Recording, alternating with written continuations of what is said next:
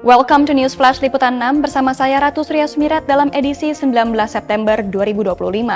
KPK memperingatkan Menteri Keuangan Purbaya Yudi Sadewa bahwa kucuran dana sebesar 200 triliun rupiah kepada Himpunan Bank Milik Negara atau Himbara bisa berpotensi korupsi jika tidak diawasi dengan baik. Di sisi lain, Kepala Staf Kepresidenan M. Kodari membanggakan sikap Menteri Keuangan Purbaya yang dinilainya memiliki gaya berbeda untuk pertumbuhan ekonomi Indonesia. Selanjutnya, kerusuhan terjadi di Paris akibat bentrok antara demonstran dengan polisi saat aksi unjuk rasa anti-Macron. Menteri Keuangan Purbaya Yudi Sadewa mengucurkan dana segar sebesar 200 triliun rupiah kepada bank-bank milik pemerintah yang tergabung dalam Himbara. Namun, KPK memperingatkan adanya potensi korupsi jika dana sebesar itu tidak diawasi dengan baik. Kebijakan ini diambil Purbaya untuk menjaga likuiditas serta mendorong penyaluran kredit ke sektor real. Tapi PLT Deputi Penindakan dan Eksekusi KPK Asep Guntur Rahayu menilai kasus korupsi di BPR Bank Jepara Arta harus menjadi alarm agar dana stimulus tidak disalahgunakan oleh pihak-pihak yang tidak bertanggung jawab. KPK pun menyatakan akan terus memantau penyerapan dana melalui Kedeputian Pencegahan dengan tujuan agar perbankan mampu menyalurkan kredit produktif yang menggerakkan perekonomian mikro. Dari sisi dunia usaha, kebijakan ini disambut antusias. Produsen motor listrik PT The Agung Pamungkas mendorong agar sebagian dana dialokasikan untuk kredit motor listrik. Sementara pengusaha properti yang diwakili James Riyadi dari Kadin Indonesia menilai kucuran dana akan menjadi angin segar bagi ekosistem properti nasional. Purbaya sendiri menjelaskan bahwa skema ini mengacu pada strategi serupa saat pandemi COVID-19, ketika penempatan dana pemerintah ke sistem perbankan terbukti efektif mempercepat pemulihan kredit. Di sisi lain, Purbaya juga menegaskan pihaknya tidak mendukung rencana penerapan kembali program pengampunan pajak atau tax amnesty. Menurutnya, kebijakan pengampunan pajak jika dilakukan berulang kali justru berpotensi merusak kredibilitas pemerintah dalam penegakan pajak. Ia khawatir jika tax amnesty kembali dijalankan dalam jangka pendek, wajib pajak justru akan memanfaatkan celah tersebut. Lebih lanjut, Purbaya mengingatkan agar pemerintah menjaga konsistensi kebijakan. Nah, saya begini, kalau amnesti berkali-kali, gimana jadi kredibilitas amnesti? Itu memberikan sinyal ke para pembayar pajak bahwa boleh melanggar, nanti ke depan ada amnesti lagi, kira-kira begitu. Jadi posisi saya adalah kalau untuk itu, kita optimalkan semua peraturan yang ada, kita minimalkan penggelapan pajak, hal itu sudah cukup. Kita majukan ekonomi supaya dengan tax yang konstan, misalnya tax saya dapat tumbuh banyak. Kita fokuskan di situ dulu. Kalau tax amnesty setiap berapa tahun ya udah, nanti semuanya nyelundupin duit, 3 tahun lagi buat tax amnesty, kira-kira begitu. Jadi message-nya kurang bagus untuk saya sebagai ekonom ya, sebagai menteri ya, sebagai menteri lah. Kita lihat seperti apa ke depannya. Tapi rasanya message yang kita ambil dari adalah gitu, setiap berapa tahun kita ngelakuin tax amnesty. Udah berapa? Udah yang keluar? Udah 2 kan? Udah 2. Nanti 3, 4, 5, 6, 7, 8 ya udah. Semuanya akan message-nya adalah kibulin aja pajaknya. Nanti kita tunggu di tax amnesty. Pemutihannya di situ. Itu yang nggak boleh. Kepala Staf Kepresidenan M. Kodari menghadiri acara penguatan ekosistem perumahan dan sosialisasi kredit program perumahan pada Kamis 18 September 2025. Dalam sambutannya, dia membanggakan sikap Menteri Keuangan Purbaya Yudi Sadewa. Kodari menegaskan sebagai sosok pengganti Sri Mulyani, Purbaya Yudi Sadewa memiliki gaya berbeda, terutama untuk pertumbuhan ekonomi Indonesia. Dia menyebut Purbaya lebih memilih injak gas dibanding mengerem ekonomi. Dan hanya ada 1% keluarga yang pendapatannya itu di atas 27,5 juta per bulan. Jadi kita bisa lihat bahwa struktur masyarakat ekonomi kita, Pak Dedi, memang sangat membutuhkan satu, pertumbuhan ekonomi. Yang kedua, membutuhkan program-program yang mampu membantu mereka yang pendapatan ini masih menengah ke bawah untuk bisa mendapatkan akses kepada kebutuhan pokok. Tentu saja salah satunya adalah perumahan, begitu. Nah, tadi saya keliling ikut Pak Menteri PKP ya keliling, ada brosur-brosur saya lihat. Di situ ditawarkan perumahan subsidi. DP-nya berapa, Bu, Pak? 1 juta, betul ya tadi ya? Ada 1 juta. Cicilannya berapa Pak Heru? 1,1.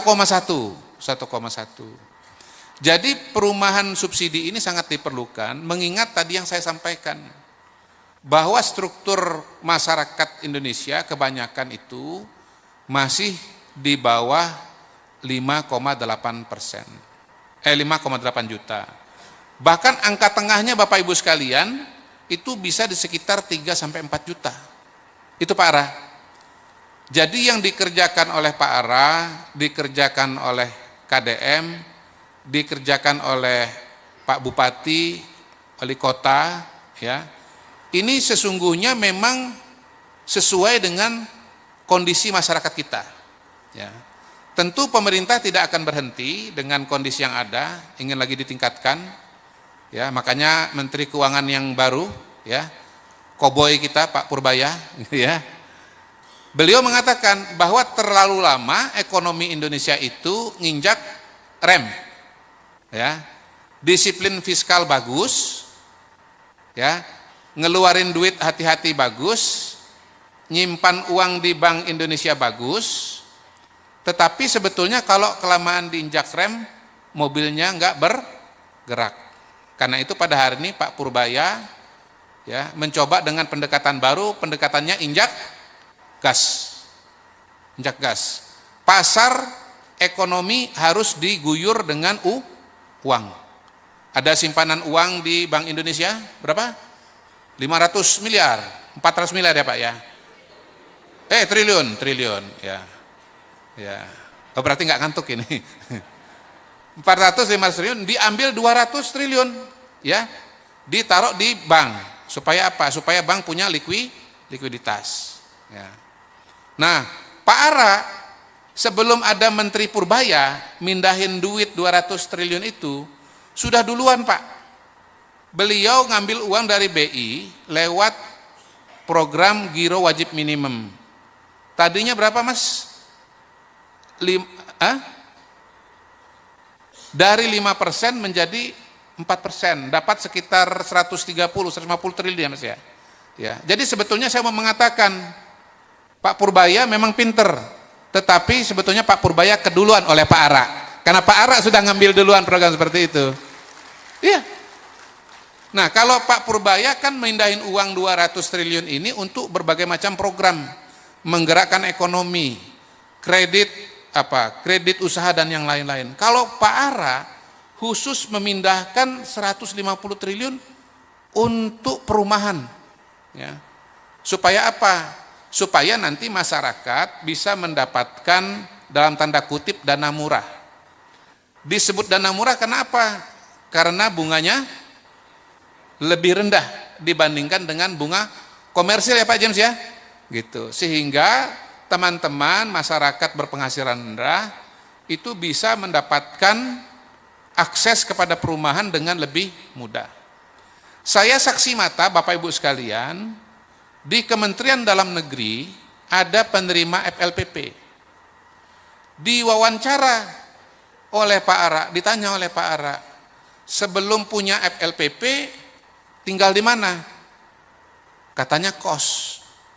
Berapa bayarnya 1 bulan? 2 juta rupiah. Sekarang tinggal di mana? Rumah FLPP. Berapa cicilannya 1 bulan? 1,7 juta rupiah.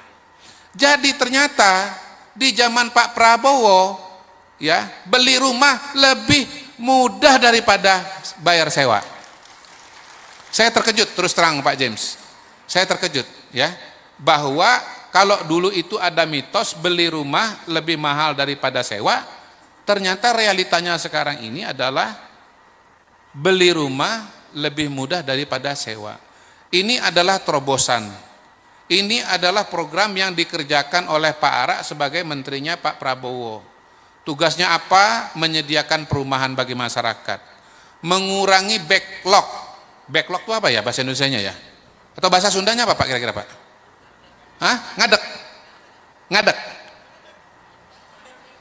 Ngadek-dek? Mandek? Bentrok hebat pecah di Paris pada Kamis 18 September 2025 ketika ribuan demonstran turun ke jalan untuk menentang kebijakan Presiden Prancis Emmanuel Macron. Polisi yang dikerahkan untuk menjaga ketertiban terlibat dorong-dorongan dengan massa dan menembakkan gas air mata untuk membubarkan kerumunan. Aksi unjuk rasa ini berlangsung bersamaan dengan mogok kerja massal yang membuat layanan metro lumpuh dan transportasi publik lainnya terganggu parah. Gelombang protes nasional tersebut mencerminkan kemarahan publik terhadap 8 tahun kepemimpinan Macron yang dinilai hanya menguntungkan segelintir kalangan.